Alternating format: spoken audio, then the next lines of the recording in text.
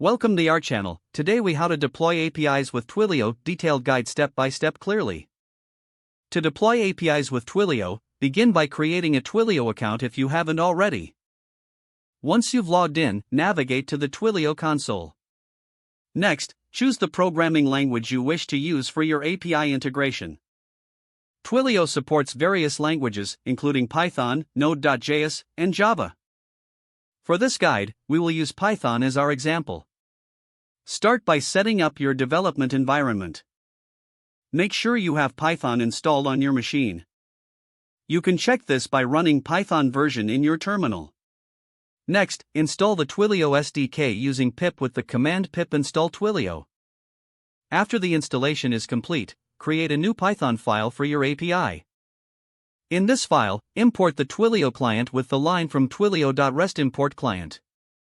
Now, initialize the Twilio client by passing your account SID and auth token to the client constructor. Store your credentials securely, avoiding hard-coding them directly into your code. You can use environment variables to store your account SID and auth token.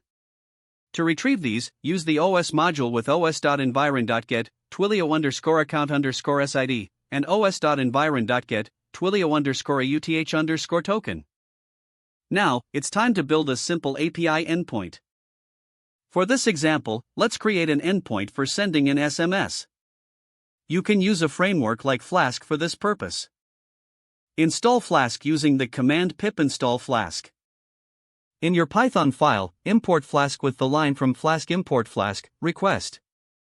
Create a new Flask application instance.